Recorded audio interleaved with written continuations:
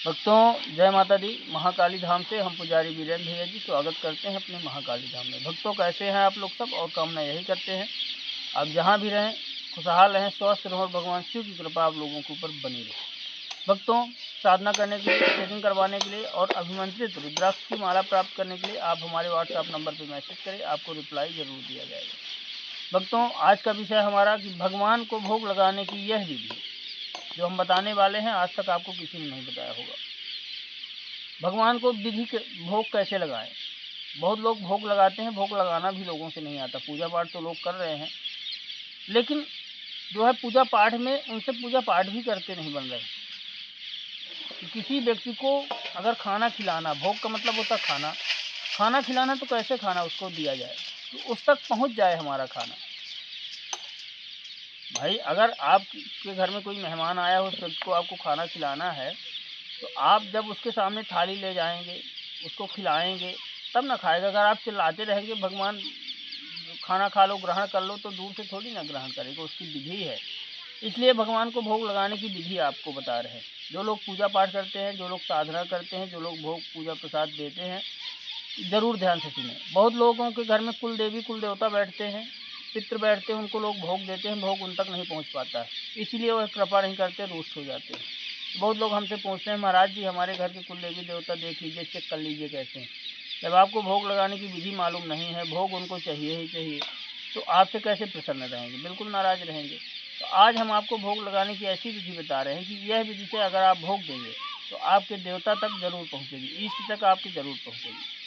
अब विधि क्या है? वैसे विधि तो 3 होती है भोग देने की। एक तो होता है कि आप जैसे इष्ट की पूजा पाठ करते हैं, पूजा पाठ जब हो गई तो उसके एक कटोरी में जो है थोड़ी थोड़ी निकाल करके मुंह से छुआ करके रख देते हैं कि हे प्रभु आप भोग ग्रहण करिए। ठीक है, देवता भोग ग्रहण कर लिया, ठीक है, आपने कह दिया, ठीक है।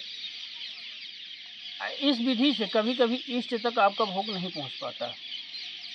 कैसे नहीं पहुंच पाता है? जैसे बहुत लोग निकाल के रख दिए, लेकिन उनको भूल जाता है कहने के लिए कि हे प्रभु आप भोग ग्रहण करें, आपके लिए भोग दिया गया है, इस भोग को आप ग्रहण करें। बहुत लोगों को ध्यान भूल जाता है। ये कभी कभी क्या होता है कि लोग जो है जब भोग लगाते हैं तो वह भोग इष्ट तक नहीं पहुंच पाता। भगवान इतने साधारण हैं, जब तक आप उनको कहेंगे नहीं तब तक भोग नहीं ग्रहण करेंगे। ये भी आप जान लीजिए। जब तक आप भगवान को बोलेंगे नहीं कि आप भोग ग्रहण करें, तो आप कुछ भी रख दीजिए, मेवा मिष्ठान कुछ भी 56 प्रकार का भोग रख दीजिए, वह आपका भोग नहीं ग्रहण करेगी, ये जान लीजिए। तो इसमें इसके अलावा 2 विधियाँ और हैं। एक है अंगारा विधि, अंग्यारी कहलाती है, अंग्यारी विधि होती है। अंग्यारी विधि सबसे श्रेष्ठ है भोग देने की। रोज़ भोग देने की अंग्यारी विधि इतनी श्रेष्ठ है कि भगवान तक डायरेक्ट भोग आपका पहुँचेगा। वह विधि कैसे करना है? गाय के उबले ले लेना है, गाय के उबलों को बढ़िया जला लेना है। आप जब गाय के उबले जल जाए, जो भी आप भगवान को भोग लगा रहे हैं, जो भी मान लीजिए आप खाने का भोग दे रहे हैं, तो थोड़ी थोड़ी सब बोर करके आप 5 जो है आहुति, जैसे भगवान शिव को भोग देना है तो ओम नमः शिवाय स्वाहा, इस मंत्र से आप 5 आहुति दे दीजिए। सब इकट्ठा जो है रोटी सब्जी दाल चावल, या कि मान लीजिए आप मिठाई का भोग लगा रहे हैं तो मिठाई ओम नमः शिवाय स्वाहा 3 अंगुली से ऐसे करके हवन की मुद्रा में डाल दीजिए, अंग्यारी में 5 बार बोल दीजिए। ये बोलने की ज़रूरत है नहीं आपकी, भोग लीजिए क्या ना लीजिए, बस स्वाहा बोल दीजिए, भगवान तक इष्ट तक आपके भोग पहुँच जाएगा। किसी भी देवता को देना है, मान लीजिए माता काली को देना है तो ओम क्लीम कालिकाय नमः स्वाहा, भगवान हनुमान जी को देना है तो ओम हम हनुमते नमः स्वाहा, भैरव को देना है ओम भैरवाय नमः स्वाहा, गणेश जी को देना है तो ओम गंगोड़ते नमः स्वाहा, भोग डायरेक्ट पहुंच जाएगा। और अंग्यारी का दिया हुआ भोग इष्ट तक आपके तुरंत पहुंचेगा। रोज़ भी आप यह भोग लगा सकते हैं। हवन तो रोज़ हर व्यक्ति नहीं कर सकता, क्योंकि उसमें आम की लकड़ी ढूंढो, लेकिन गाय के उबले हर व्यक्ति के पास होता है। उस उबले से आप जो है तो भगवान को रोज़ भोग दे सकते हैं। रोज़ 5 आहुति आप डाल सकते हैं।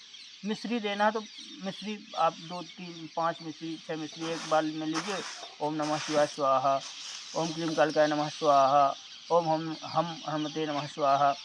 मान लीजिए कुछ भी चीज़ आपको देना है, मिश्री है, मिठाई है, केला फल का भोग दे रहे हैं तो ओम नमः शिवाय स्वाहा, भगवान तक डायरेक्ट भोग पहुँच जाता है।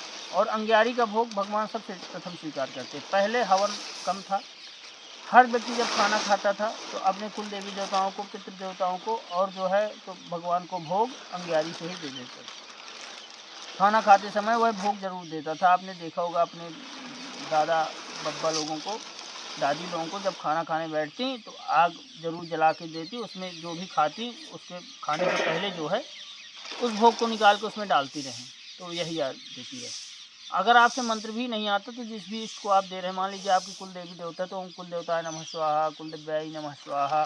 देखिए अगर आप जो है तो भगवान का नाम जानते हैं कि देवी का नाम जानते हैं, मान लीजिए शारदा मैया कहते हैं, हे शारदा मैया मैं आपको भोग दे रहा हूँ, भोग स्वीकार करें। अग्नि में डाल देंगे जो है अंगियारी में, तो अंगियारी प्राप्त कर लेंगे देवी या देवता। बहुत सरल विधि है और यह विधि जो है तो बहुत ही उत्तम है, और भोग पहुँचेगा ही पहुँचेगा आपके इष्ट तक, इसमें कोई भी डाउट नहीं। और कोई भोग पहुँचे या ना पहुँचे, लेकिन अंगियारी का दिया हुआ भोग ज़रूर पहुँचेगा। इसलिए आप अंगियारी से भोग दीजिए, अंगियारी का भोग भगवान ग्रहण करेंगे और जो है तो आपकी रक्षा करेंगे, मनचाहा फल प्रदान करेंगे। अब तो हमारे द्वारा दी गई जानकारी आपको कैसी लगी, आप कमेंट करके बताएं। चैनल को लाइक शेयर और सब्सक्राइब जरूर करें। भक्ति जय माता दी।